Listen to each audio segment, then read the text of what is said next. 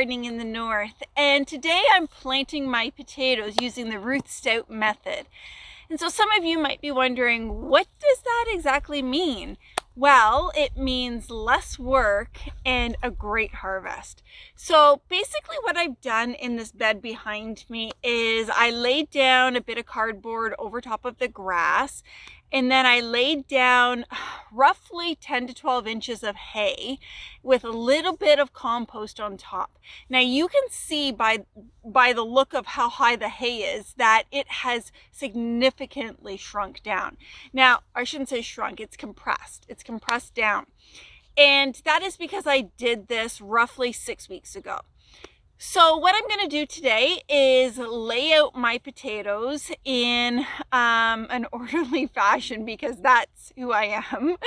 Ruth Stout actually walked out and just basically threw her potatoes out into the area where she wanted to plant them, covered it with hay, and walked away. And I would love to be able to do that, except that I'm a little bit too organized to just throw them out there. So I'm going to lay them out in an orderly fashion, and then I'm going to cover them with hay, and I'm going to walk away. And as they start to grow through the hay, as those plants start to grow, I'll use the rest of my hay to mount up around those plants. And when it comes time to harvest my potatoes, all I'm going to have to do is come out here and pull away some of the hay and find my potatoes. There is no digging. Her method is a no dig, no work kind of method, and that's my kind of potato method. So this year, I am going to be doing two different types of potatoes. I am doing the red Pontiac. Let's make sure you can see that. And I'm doing the Yukon Gold. Now, I got both of these seed potatoes at Canadian Tire. You can buy seed potatoes anywhere, online or at your nurseries, big box stores. Everyone has them until quantities run out. But you can also use potatoes that you grew from last year. If you kept them in a dark, cool place, then you can pull them out and use them as your seed potatoes. I know some people have actually used potatoes that they bought from the grocery store that they just didn't use up, and they started to grow eyes on them. That's good too. It's totally up to you what you want to use. One thing that you really want to do is to chit them. So C-H-I-T, chit them.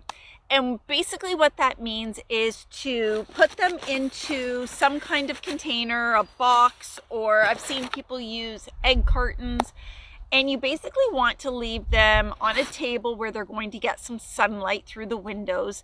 And you want to leave them there for a couple weeks so that they can actually develop the eyes better. Once the eyes have developed, then you can determine whether or not you're going to cut or not cut. If you plant your potatoes whole, essentially what is happening is each eye that is on that potato is going to sprout. And that's great. You're going to have a lot of potatoes. But all of your potatoes that come from that one seed potato are actually going to be fairly small. Now, that's not a problem if that's what you're looking for and you don't care that your potatoes are smaller. You're still going to get a big harvest. However, if you cut your potatoes so that it has at least 2 eyes on it, what's going to happen is this potato piece is only going to sprout 2 from the eyes that it has. And essentially what that means is that your potatoes that you get from the sliced piece are going to be bigger. So you just have to decide what it is that you're using your potatoes for. If you're using your potatoes for French fries or baked potatoes, then you might want to cut them so that you get bigger potatoes. If you are looking to basically cut your potatoes in 4s or 6 and, boil them up and fry them up, and you're just using them for those kinds of things, or mashed potatoes, then what you're going to want to do is just plant them whole. So you basically have to figure out what is going to fit for you. Now, for my potatoes, I've done both. What I've done is I've looked through all of the potatoes, and if the smaller potatoes only had 1 or 2 eyes, I didn't cut them, because essentially what you want is each piece or each potato that you plant to have at least 2 eyes. So let's for argument's sake say that you are going to cut your potatoes because you have chitted them and they have a ton of eyes and you want bigger potatoes. What you're going to do is slice them anyway. It doesn't matter if you slice them on an angle, in half, in quarters, whatever you do, you want to make sure that there are at least 2 eyes for each piece. The other thing that you want to do is you want to leave them out so that they actually scab over. They get like a hard, crusty covering on that cut piece. And the reason that you want to do that is because you don't want to slice them, have that open wound on that seed potato, bring it out to your garden and plant it, because some of your potato seed or some of your seed potato pieces will actually rot out and you won't get anything. So you want to make sure that there's a really good scab on it. Now, I cut these potatoes roughly a week and a half ago, but our weather here hasn't been very good. We've had a lot of rain, which is really weird for spring.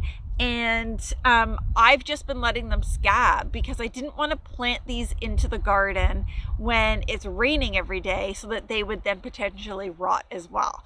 So we are hopefully into a good stretch of some dry weather. So I'm going to plant these today, and fingers crossed in about a week, 7 to 10 days, I'm going to start to see some greenery popping through that hay.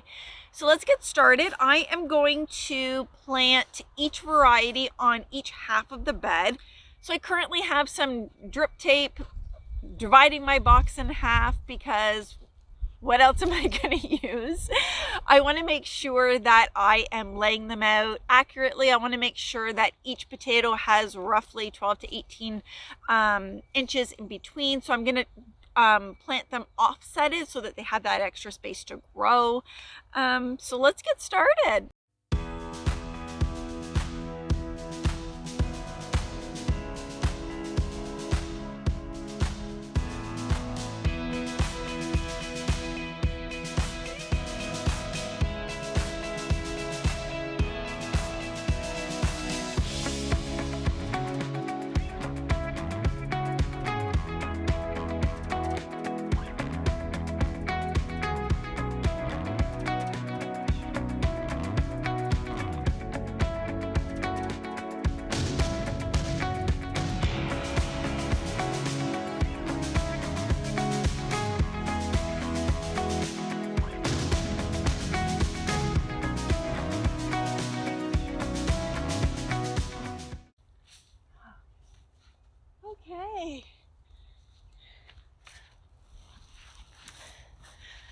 Okay, so everything has been planted and covered with hay, and I do have to say that I was laying them out. I gave 2.5 feet per variety of seed potato that I was doing, and I ended up with some leftovers, so I actually just went back and rearranged a little bit so that they're a little closer together, but really I'm not sure that it's gonna matter.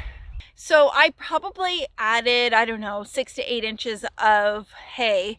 I will monitor it to make sure that when it compresses, because it will, that my seed potatoes aren't actually showing. I want to make sure that they're always covered. So I'll monitor that and make sure, and if I need to add a thin layer, then I will. So my fingers are crossed that this whole Ruth Stout experiment works for me, because as I've mentioned in previous videos, the digging in the dirt trying to find your potatoes is not for me. I don't enjoy it. I want to be able to come out here and move the hay and magic happens. I find my potatoes. So thank you for spending time with me. I hope that this might encourage you to try planting your potatoes a little different.